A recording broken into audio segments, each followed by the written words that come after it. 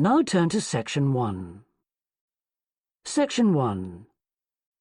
You will hear a telephone conversation between a travel agent and a customer. First, you have some time to look at questions 1 to 6.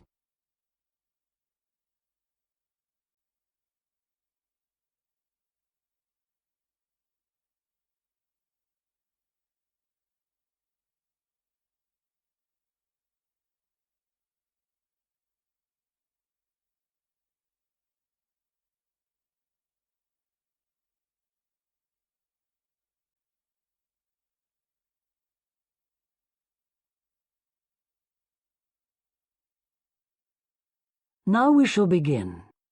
You should answer the questions as you listen, because you will not hear the recording a second time.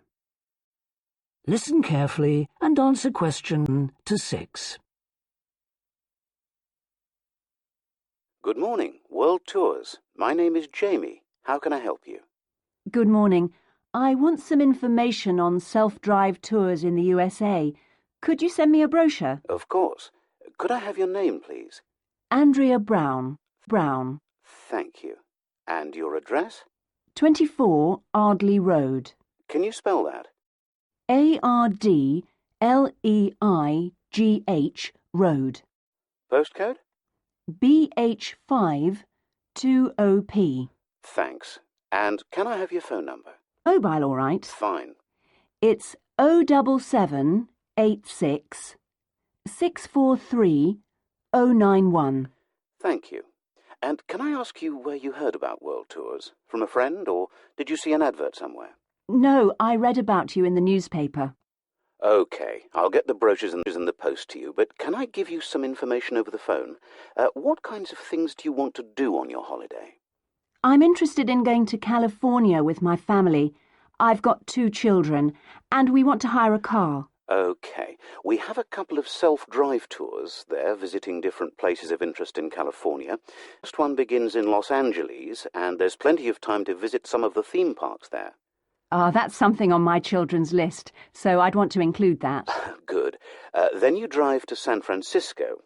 From San Francisco, you can drive to Yosemite Park, where you spend a couple of nights. You can choose to stay in a lodge or on the campsite. I don't like the idea of staying in a tent. It'd be too hot. Right. And the tour ends in Las Vegas. Okay. The other trip we can arrange is slightly different. It starts in San Francisco, then you drive south to Cambria. Someone told me there's a really nice castle here. Will we go near that? Hearst Castle is on that road, so you could stop there. Good. I'd like to do that. Does this trip also go into the desert? No, it continues to Santa Monica, where most people like to stop and do some shopping. We have enough of that at home, so that doesn't interest us. Okay. Well, you could go straight on to San Diego. That's good for beaches, isn't it? That's right. That's a good place to relax, and your children might like to visit the zoo before flying home. I don't think so. We want some time for sunbathing and swimming. Before you hear the rest of the conversation, you have some time to look at questions 7 to 10.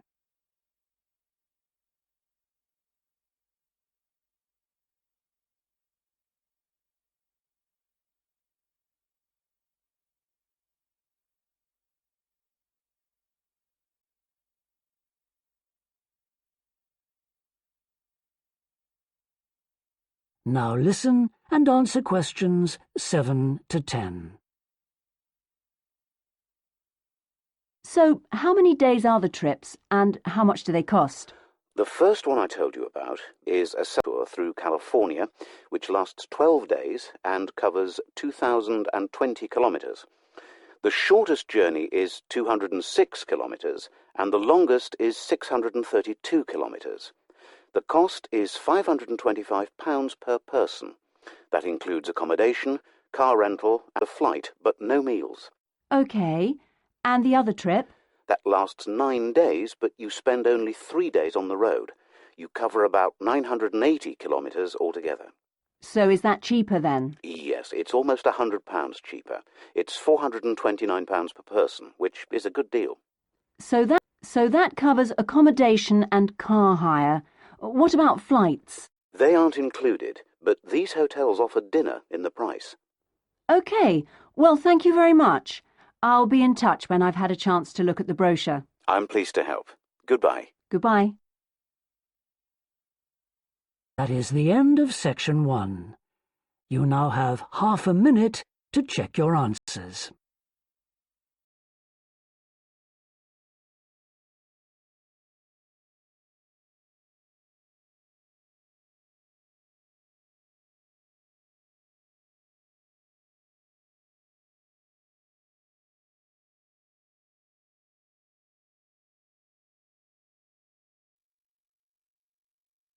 Section 2.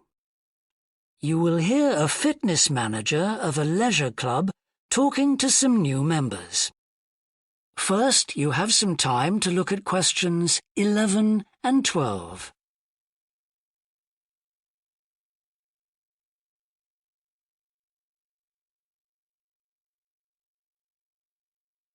Now listen and answer questions 11 and 12. On behalf of LP Clubs, I'd like to welcome you all here today. My name's Sandy Fisher, and I'm one of the fitness managers here. Before we start our tour of the club, I'll just run through some basic information about the facilities we have here, including recent improvements, and explain the types of membership available. Our greatest asset is probably our swimming pool, which at 25 metres isn't Olympic-sized, but now we've expanded it to 8 lanes, it's much wider. This means there are rarely more than a couple of people at a time in each lane. Unfortunately, there isn't space for an outdoor pool here, but the glass roof on the swimming pool is partly retractable, which means you can enjoy something of the open-air experience on warmer days. Our recently refurbished fitness suite has all the latest exercise equipment, including 10 new running machines and a wide range of weight training machines. Each member is given full training in how to operate the equipment, and there is always a trainer on duty to offer help and advice. Although we do have adult-only times after 6 and at certain times at weekends, children are well catered for. Older children continue to benefit from a wide range of tuition, anything from trampolining to yoga.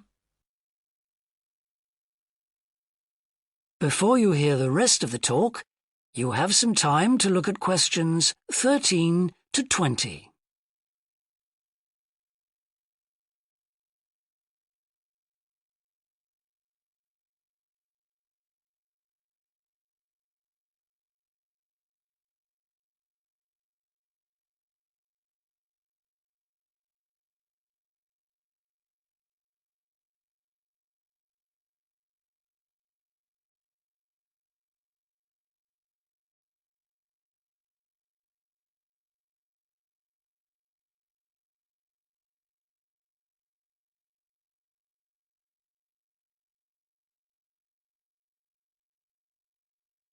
Now listen and answer questions 13 to 20. One thing all our members appreciate about us is that we take very good care of them. This starts on day 1 with your personal assessment. You are asked to fill in a questionnaire giving details of any health problems. One of our personal trainers will then go through this with you. The trainer will then take you through the safety rules for using the equipment in the fitness suite. During your next exercise session, a personal trainer will work with you to make sure you understand these. It's very important to do this because we really do want to avoid having any sports injuries. There's a lot more to looking after yourself than simply lifting weights. At the end of the personal assessment, the trainer will draw up a plan outlining what you should try to achieve within a 6-week period. This will then be reviewed at the end of the 6 weeks. Now, I'll just quickly run through the types of membership we have available. all members must pay a joining fee of £90 in addition to the rates for the monthly membership fees. Gold membership entitles you to free entry at all LP clubs. There are now LP clubs in all major cities and towns, so if you travel a lot, this will be a great advantage. Individual gold membership costs £50 a month, and joint membership for you and your partner will cost £75. Premium membership is for professional people whose work commitments make it difficult for them to use the club during the day, and so LP gives booking preferences to Premier members at peak times. This means you'll find it easier to book the sessions at times that suit you. Reciprocal arrangements with other LP clubs are available to Premier members. Premier membership is for individuals only, but you'll be sent passes for guests every month. The monthly fee is £65. You don't have to have any special clothes or equipment when you visit the club. We provide robes and hairdryers in the changing rooms, but it's very important to remember your photo card, because you won't be able to get in without it. For people who aren't working during the day,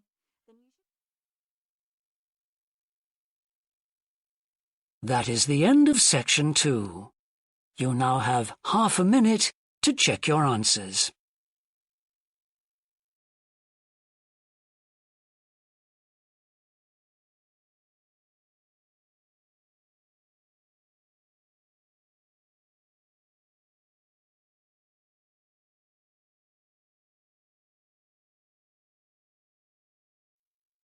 Section 3.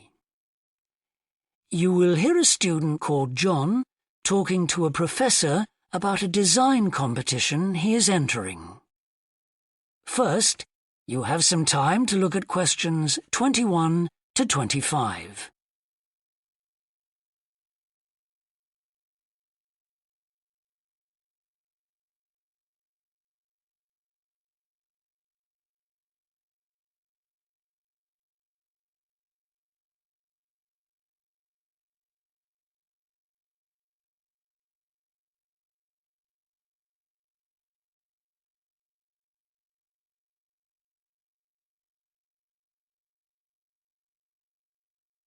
Now listen carefully and answer questions 21 to 25. Hello, Professor. I'm John Wishart. I'm working on my entry for the Global Design Competition. My tutor said you might be able to help me with it. Ah, yes, I got a copy of your drawings. Come in and tell me about it. What sort of competition is it? Well, it's an international design competition, and we have to come up with a new design for a typical domestic kitchen appliance. I see. And are there any special conditions? Does it have to save energy, for example? Actually, that was the focus in last year's competition. This year's different. We have to adopt an innovative approach to existing technology, using it in a way that hasn't been thought of before. I see. That sounds tricky. And what kitchen appliance have you chosen? Well, I decided to choose the dishwasher. Interesting. What made you choose that? Well, they're an everyday kitchen appliance in most Australian houses, but they're all pretty boring and almost identical to each other. I think some people will be prepared to pay a little extra for something that looks different. It's a nice idea. I see you've called your design the rock pool. Why is that? Basically because it looks like the rock pools you find on a beach. The top is made of glass so that you can look down into it. And there's a stone at the bottom. Is that just for decoration? Actually, it does have a function. Instead of pushing a button, you turn the stone. So it's really just a novel way of starting the dishwasher. That's right. It's a really nice design, but what makes it innovative? Well, I decided to make a dishwasher that uses carbon dioxide. In place of water and detergent? How will you manage that? The idea is to pressurise the carbon dioxide so that it becomes a liquid. The fluid is then released into the dishwasher where it cleans the dishes all by itself. Sounds like a brilliant idea. Your system will totally do away with the need for strong detergents. So what happens once the dishes are clean? Well, to allow them to dry, The liquid carbon dioxide and the waste materials all go to an area called the holding chamber. That's where the liquid is depressurized and so it reverts to a gas. Then the oil and grease are separated out and sent to the waste system.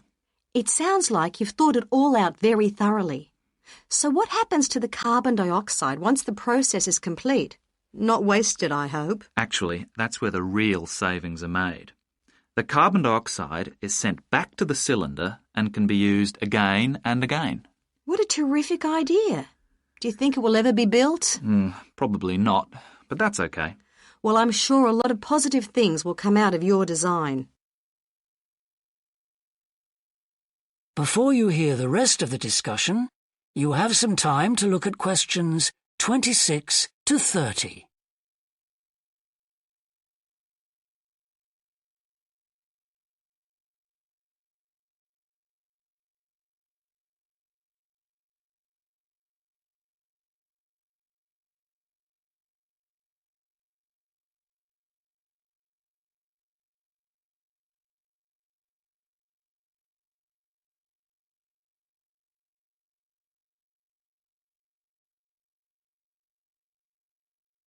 Now listen and answer questions 26 to 30. Now, you seem to have thought about everything, so what exactly did you need me to help you with? Well, my design has made it to the final stage of the competition, and in a few months' time I have to give a presentation, and that's the part I was hoping you could help me with. Right, well, that should be easy enough. What have you managed to do so far? Well, I've got detailed drawings to show how it will work, and I've also written a 500-word paper on it. I see. Well, if you want to stand a good chance of winning, you really need a model of the machine. Yes, I thought I might, but I'm having a few problems. What's the main difficulty so far? Let me guess. Is it the materials? Yes. I want it to look professional, but everything that's top quality is also very expensive. Look, projects like this are very important to us. They really help lift our profile. So why don't you talk to the university about a grant? Oh. I can help you fill out the application forms if you like. Oh, that would be great. You'd better show me this paper you've written as well. For a global competition such as this, you need to make sure the technical details you've given are accurate and thorough. Oh, that would be a great help. Is there anything else I can do? Well, I'm really nervous. That is the end of section 3. You now have half a minute to check your answers.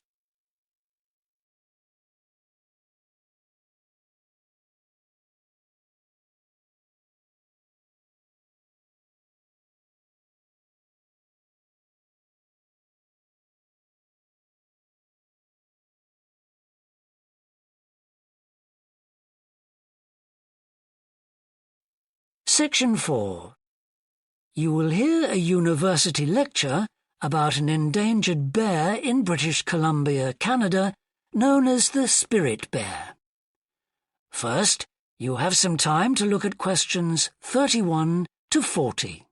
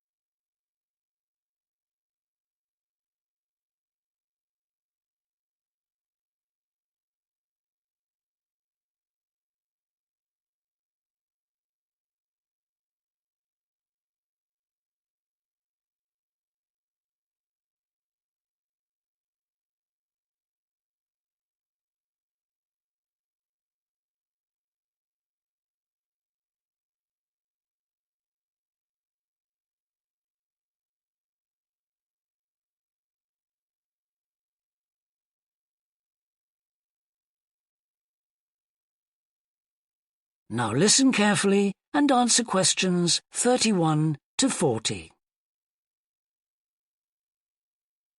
Today, we continue our series on ecology and conservation with a look at a particularly endangered member of the black bear family.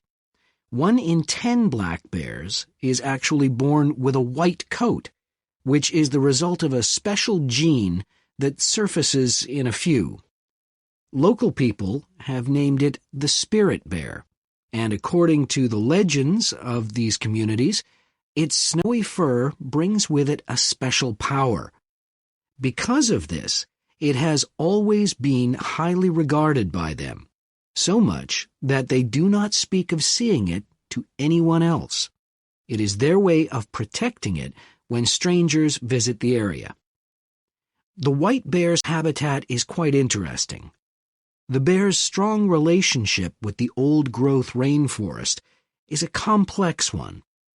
The white bear relies on the huge, centuries-old trees in the forest in many ways. For example, the old-growth trees have extremely long roots that help prevent erosion of the soil along the banks of the many fish streams.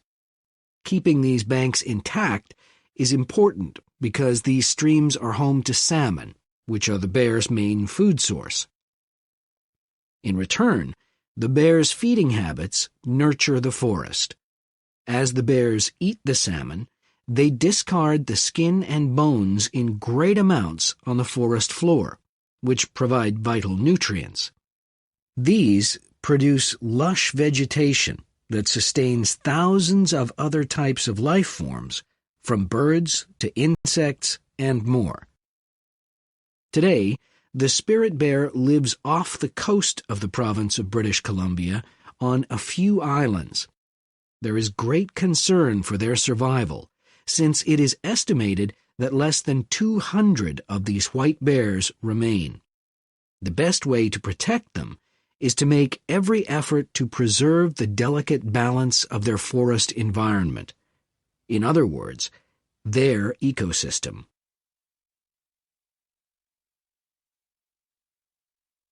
The greatest threat to the bear's existence is the loss of its habitat. Over many years, logging companies have stripped the land by cutting down a large number of trees. In addition, they have built roads which have fractured the areas where the bear usually feeds, and many hibernation sites have also been lost. The logging of the trees along the streams has damaged the places where the bears fish. To make matters worse, the number of salmon in those streams is declining because there is no legal limit on fishing at the moment. All these influences have a negative impact on the spirit bear's very existence, which is made all the more fragile by the fact that reproduction among these bears has always been disappointingly low. And so, what's the situation going forward? Community organizations, environmental groups, and the British Columbia government are now working together on the problem. The government is now requiring logging companies to adopt a better logging method, which is a positive step. However, these measures alone may not be sufficient to ensure a healthy population of the spirit bear in the future. Other steps also need to be taken. While it is important to maintain the spirit bear's habitat, there also needs to be more emphasis on its expansion. The move is justified as it will also create space for other bears that are losing their homes to damage. That is the end of section 4. You now have half a minute to check your answers.